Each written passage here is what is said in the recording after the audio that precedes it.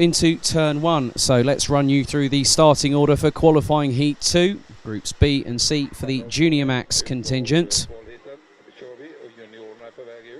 So it's on pole position, Robert de Haan. Alongside him, countryman Danny van Dijk from the Netherlands. Then it's Colin Kersani, Mads Ries, Wilcot Edqvist, Tuukka Tapponen, Kobi Pauls, Jules Castro, Jan Pokos, Guilherme de Oliveira, rounding out the top 10, ahead of Jamie Day, Gianni Andrisani, Georgie Swain, Herbert Andreas, Arthur Rojon, Mathis Malonivskis, Zen Rudenberg, Vincent France, Jerzy Spinkovits, Bart de Wit, Noah Degbol, Ralf Winkel, Philip Yannick, Philip Norman, Simon Billman and Stig Riegelt at the back end of the field.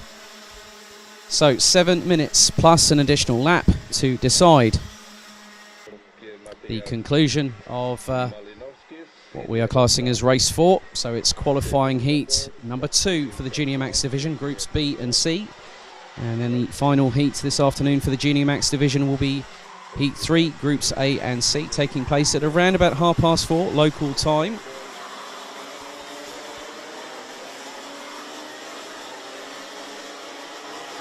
So we're just waiting for the drivers to bunch up together.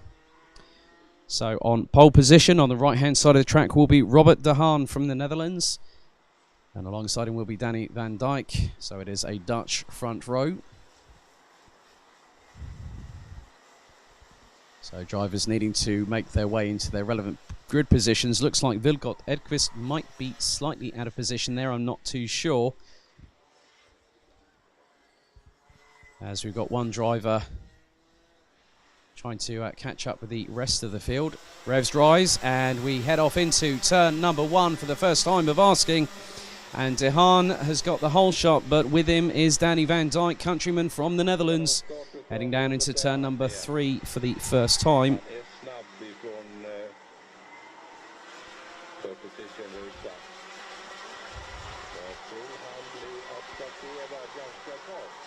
So, drivers now, looks like there's a battle a little bit further down the order. Someone's gone a bit wide coming out of it's the turn 5 and 6. Turn 5 in regards to the hairpin. As the drivers are now making their way into the final sector. So de Haan leads. Kersani now up into second position, with Wilcot Edqvist up into third.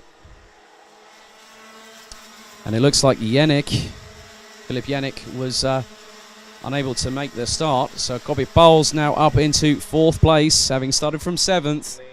So the Belgian looking to make a bit more of an inroad into his second and final qualifying heat here. So de Haan leads from Kersani, then it's Edqvist, Pauls, Bokos. That rounds out the top 5. Jamie Day now is in 6th position. Tapponen now in 7th, ahead of Castro, de Oliveira and Gianni Andrisani, rounding out the top 10, as the top 3 or 4 drivers starting to make a little bit of a getaway. There is a good battle a little bit further down the order between Pokos, Day, Tapponen. Looks like Castro's there, de Oliveira from Portugal's there as well.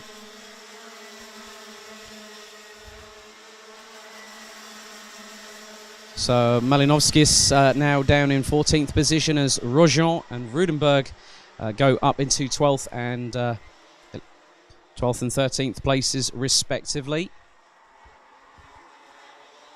So de Haan continues to lead at the front, but has Kersani for very close company indeed. It was and there's been a bit more contact down the further part of the order. So yellow flags being waved heading into the mid part of the track.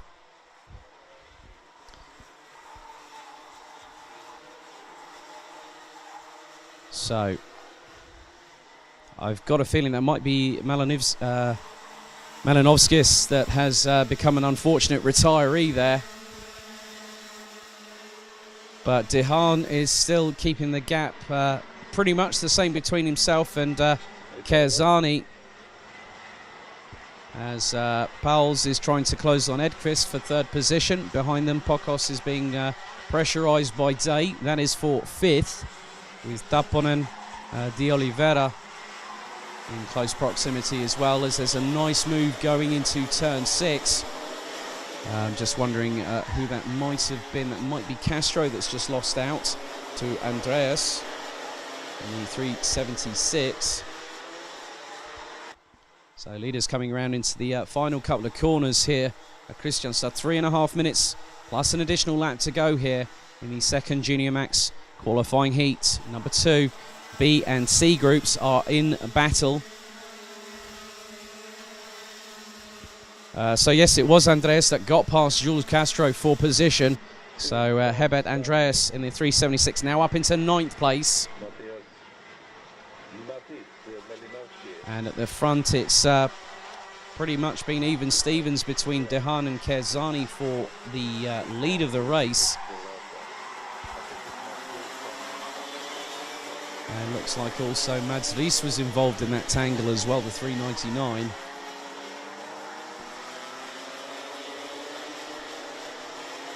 Spinkvits now up into 16th place. In the 325 as the leaders now come round towards the final couple of corners that puts them onto the start-finish straight. So Dehaan still leads. Kerzani still trying to chase him down. But Edqvist and Bowles are trying to close in. There's no indent there yet, because last time around Edqvist did a 54.3. Pauls did a 54.2. Kerzani and Dehaan were running in the mid to high 54.1s on the last lap. So the gap between Dehaan and Kerzani was 0.3 of a second last time around. But Pokos is still leading a 4-cart train between himself, Day, Taponen and De Oliveira, with Andreas now having moved away from Jules Castro, who's got Gianni Andrisani for company now. So Andrisani in the 346 now trying to get into the top 10.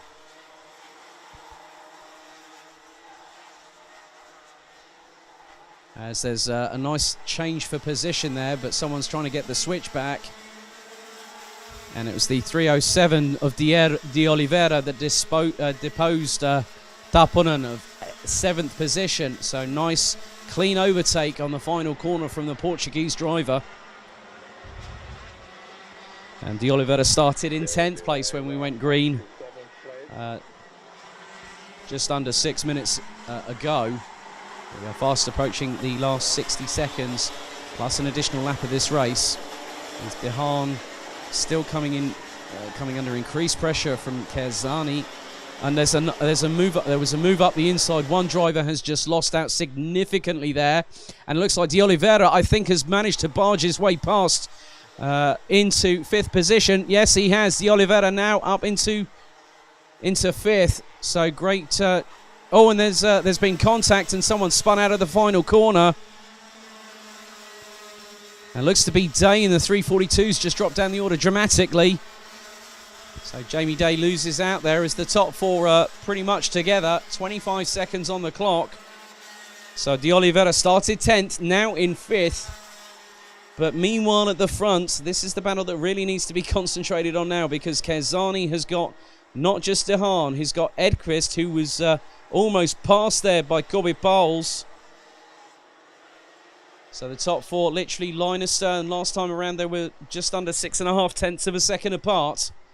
Now when Colin Kerzani comes round the final corner, he will get the last lap board. One more lap to go it is, as Edqvist goes back up the inside of Pauls and the pair make slight contact. So Kerzani, Dehaan, Pauls, Edqvist, De Oliveira, Pokos, Taponen, Andreas Castro and Rudenberg are your top 10. One more lap to go, and the battle is clearly on between Dehaan, who's trying to get past Kerzani for the lead of the race. And they managed to drop both Pauls and Edqvist in the process.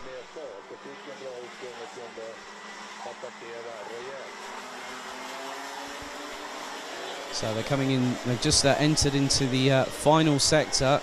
So 15.9 from both Kerzani and Dehaan. and they matched each other on split time differentials yet again. 19.9 seconds for the pair going through Sector 2. But it looks like Colin Kerzani has possibly done enough, has he? De Haan had a little look there, but I don't think it was going to be enough, as Colin Kerzani puts the throttle down and waves the finger in the air to say, yep, great, I've got a win.